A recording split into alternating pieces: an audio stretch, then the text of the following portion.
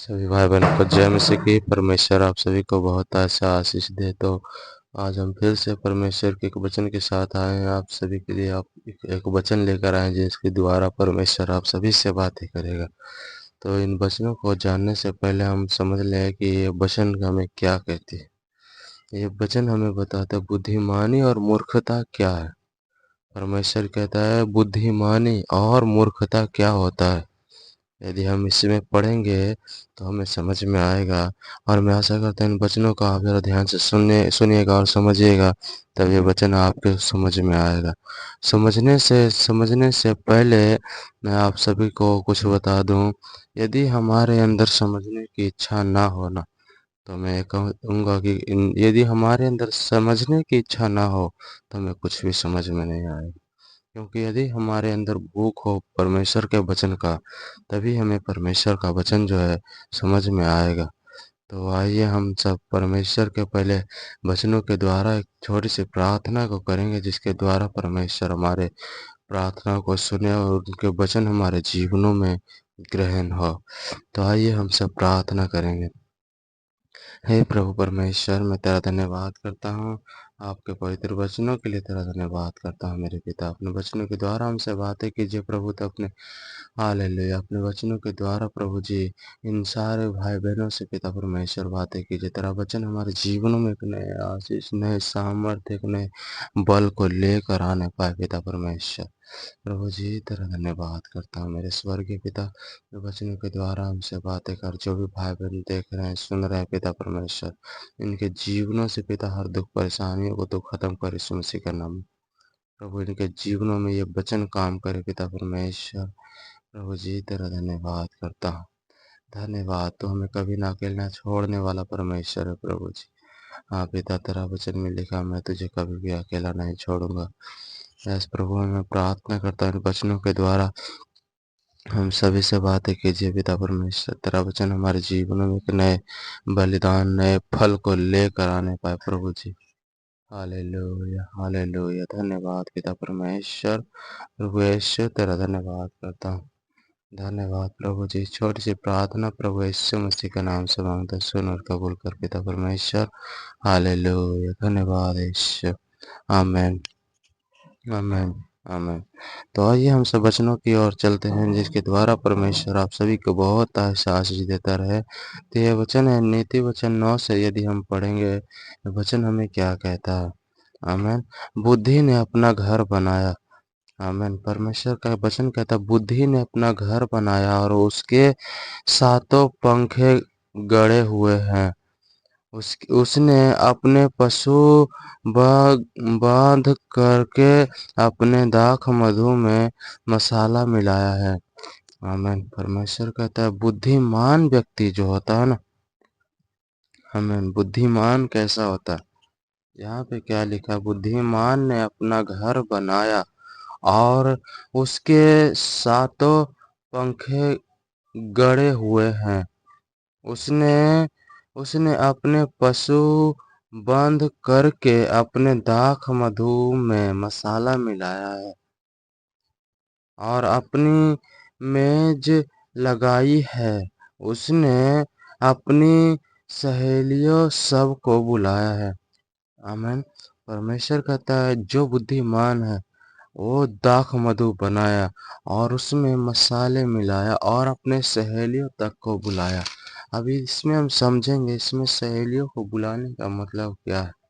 परमेश्वर कहता है जो बुद्धिमान व्यक्ति, आमीन, जो परमेश्वर में बुद्धिमान होता है ना, यदि परमेश्वर में बुद्धिमान होने का मतलब अपने लिए नहीं परंतु उन सब के लिए वो दाख मधु बनाएगा जो परमेश्वर के दास दासी उनके पास आते हैं, उससे मिलने के लिए आते हैं।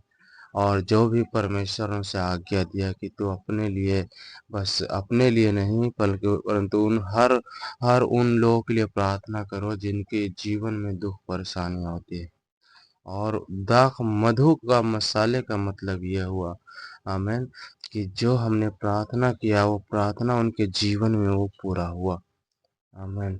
बुद्धिमान का मतलब यही है कि यदि हम विश्वासी हैं तो हमें सिर्फ अपने लिए नहीं परंतु उन सभी के लिए प्रार्थना करनी है। बहुत से लोग जो हैं दुख परेशानियों में रहते हैं, बहुत से लोग बीमारी कर्जे में, जो शैतानी के ताक शैतानी बंधनों में रहते हैं।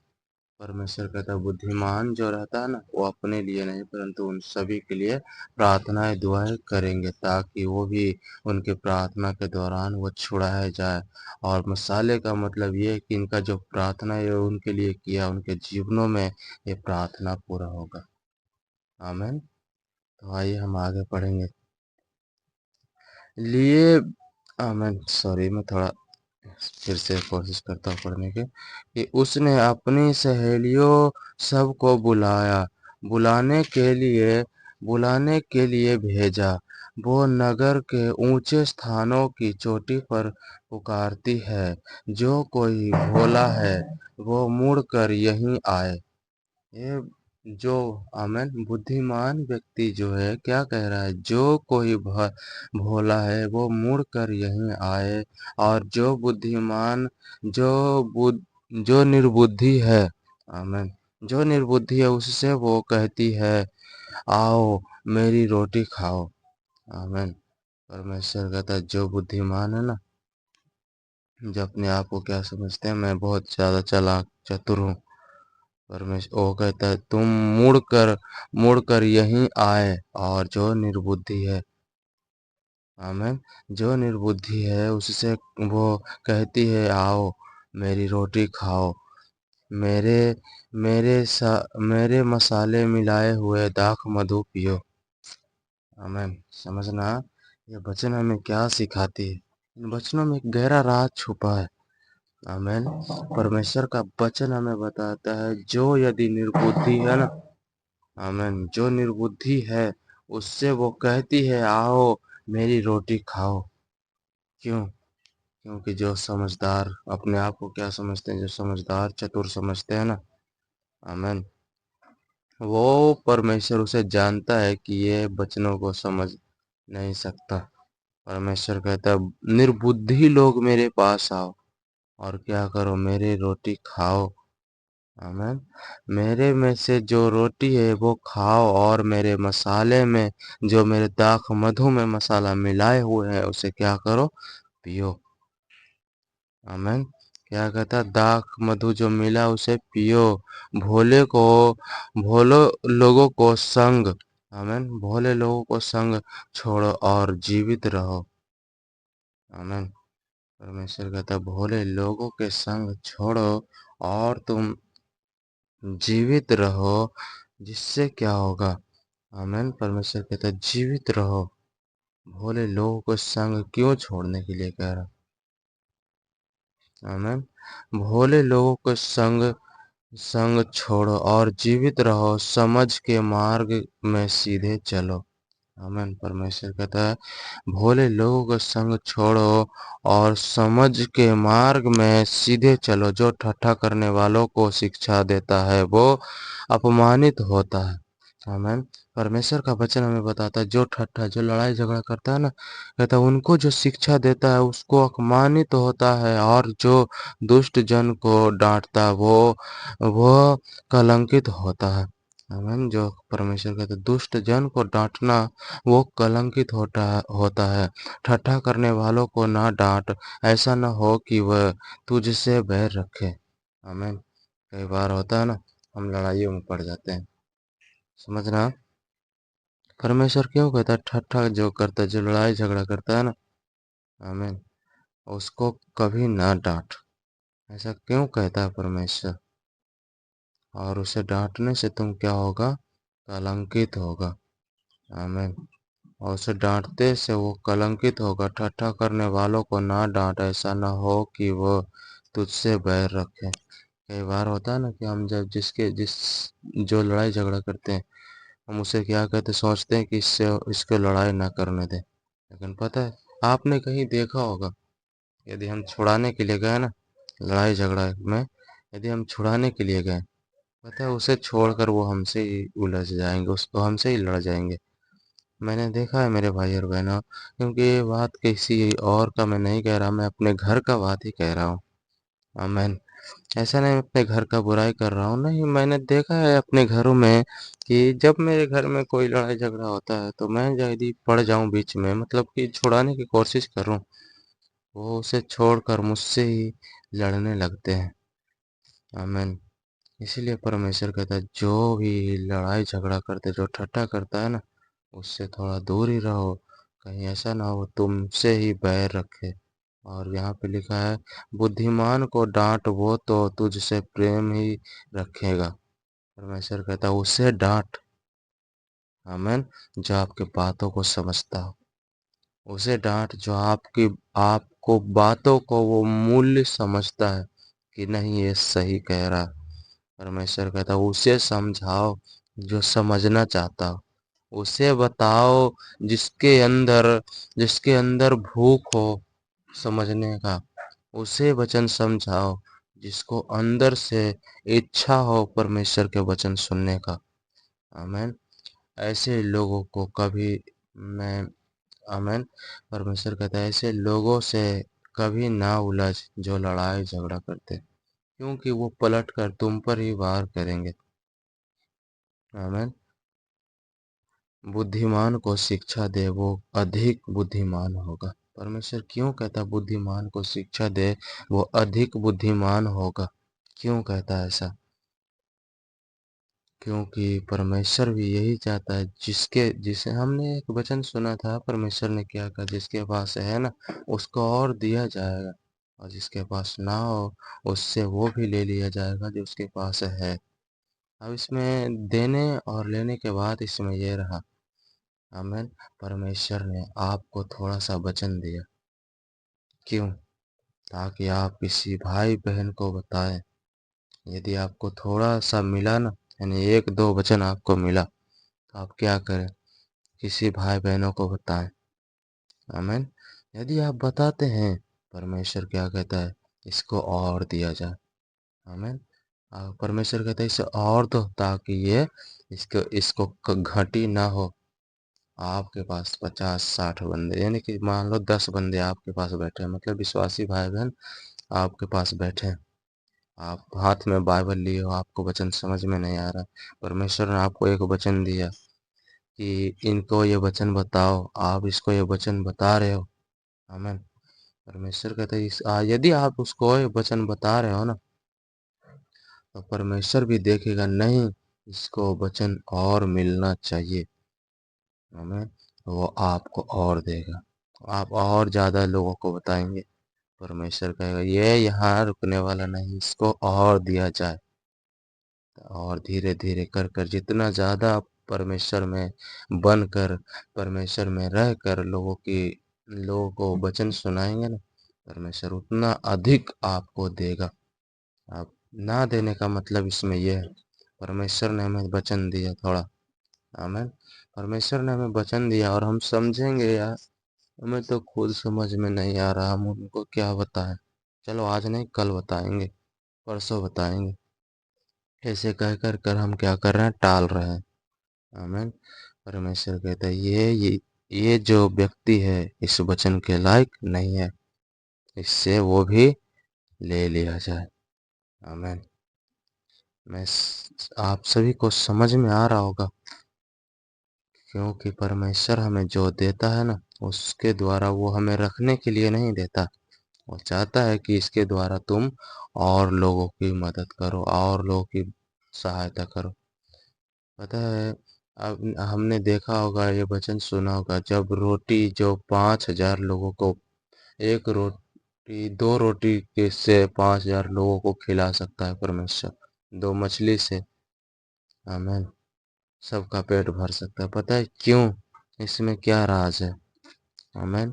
उसके पास 5 रोटी थे और 2 मछली, वो क्यों कहा, परमेश्वर प्रार्थना किया, प्रभु पिता परमेश्वर तो महान है जो धरती पर अनूप चाहते हैं।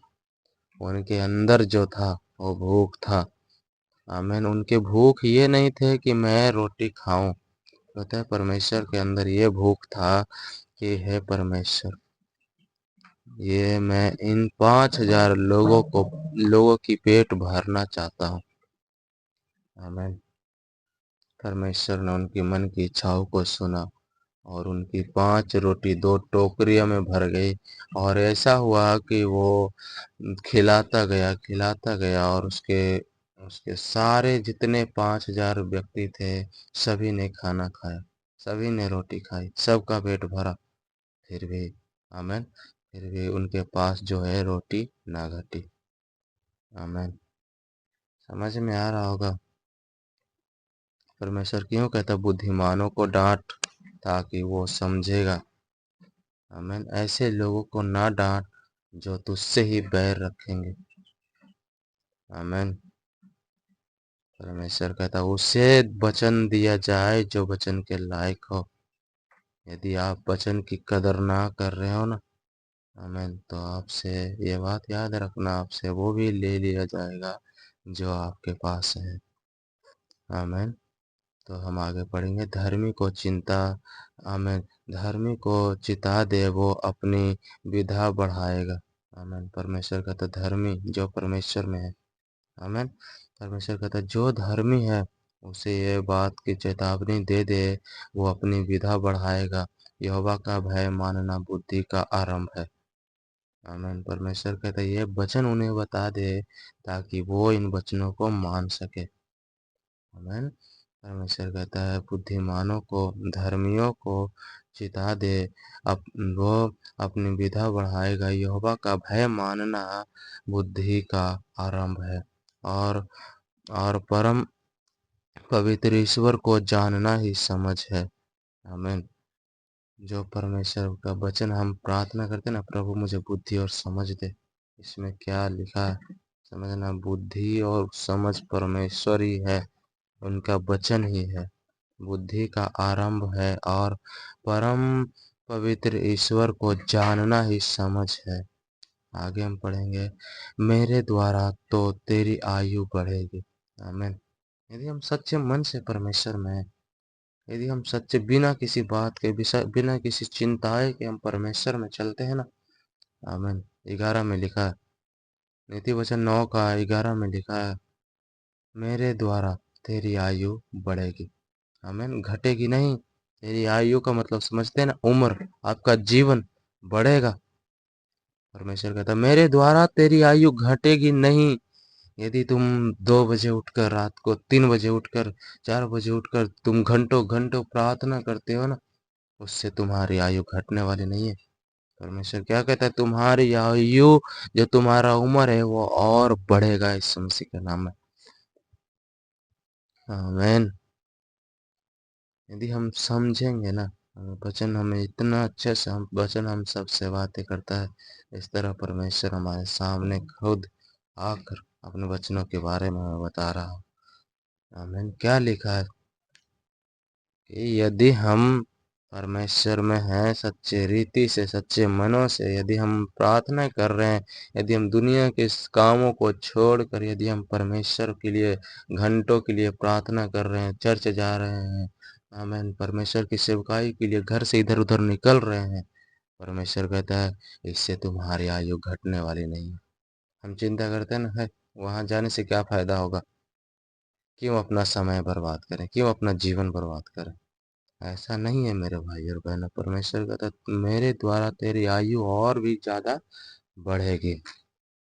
इससे आप परमेश्वर की सेवकाई करने में ना हिचकिचाए। परमेश्वर में जितना हो सके आप बढ़ने की कोशिश करें।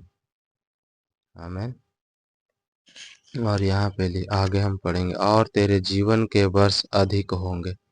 परमेश्वर ये भी कहता तुम्हारे जीवन का वर्ष अधिक होगा, कभी खत्म नहीं होने वाला जीवन। आमीन। परमेश्वर कहता है तुम्हारे जीवन का वर्ष अधिक होगा। यदि तू बुद्धिमान हो तो बुद्धि का फल तू ही भोगेगा। आमीन। समझने इसमें ये समझने वाली बातें हैं मेरे भाई और बहनों। परमेश्वर कहते हैं यदि तू बुद्धिमान है ना, आमीन, यदि तू बुद्धिमान है तो इसका फल कौन भोगेगा, आप ही भोगोगे। और यहाँ पे ये भी लिखा है, और यदि तू ठट्ठा करे तो दंड केवल तू ही भोगेगा। आमीन। समझ में आ रहा है ना। परमेश्वर कहता है यदि तुम बुद्धिमान हो तो बुद्धिमान का फल भी तू ही भोगेगा, और यदि तुम लड़ाई झगड़ा करते हो उसका फल भी तू ही भोगेगा। आमीन। इससे हमें क्या शिक्षा मिलती है मेरे भाई और बहनों, कि हमें परमेश्वर से अलग होकर हम कुछ नहीं कर सकते और अपने आप को दोषी ठहराएंगे। और जब परमेश्वर हमारे जीवन में ना हो, परमेश्वर का वचन हमारे जीवन में ना हो, तो हमसे एक बात भी सहा ना जाएगा। सामने वाला हमको गाली दे रहा है, हमें हमारे मुंह से भी निकल जाएगा, और अपने आप पे काबू नहीं हो सकता जब तक परमेश्वर का वचन हमारे अंदर ना हो। यदि परमेश्वर का वचन हमारे अंदर हो तो हमें ये बात याद रखनी चाहिए कि नहीं, परमेश्वर ने हमें ये सब लड़ाई झगड़ा करने से मना किया। परमेश्वर कहते तुम मत लड़ो।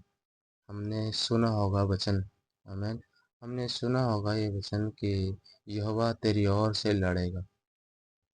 आमीन। वो क्यों कहता है तुम ना लड़ो, तुम ठट्ठा करने वालों के साथ ना बैठो, उठो। वो इसीलिए कहता है कि मैं हूं न, जब सारा काम तो खुद करना चाहता हूँ, मैं किस लिए। आमीन। यदि हम एक बात बताएं ना मेरे भाई और बहनों, यदि परमेश्वर की इच्छा ना हो ना, तो हमारा सांस भी जो है, जो हम सांस लेते हैं वो भी हम नहीं ले सकते, और हम सोचते हैं कि हम बड़े बड़े काम तो हम यूं ही कर लेंगे। यदि परमेश्वर हमारे जीवन में ना हो हम कुछ भी नहीं कर सकते। परमेश्वर कहता है बुद्धिमान बनोगे तो इसका फल तू ही भोगेगा, और यदि आमीन यदि लड़ाई झगड़ा करने वालों के साथ रहोगे तो उसका भी फल तू ही भोगेगा। यदि बुद्धिमान बनने का मतलब है कि यदि हम परमेश्वर में हैं तो हमारी आयु जो बढ़ रही है, ये फल तो हमें मिलेगा ही ना।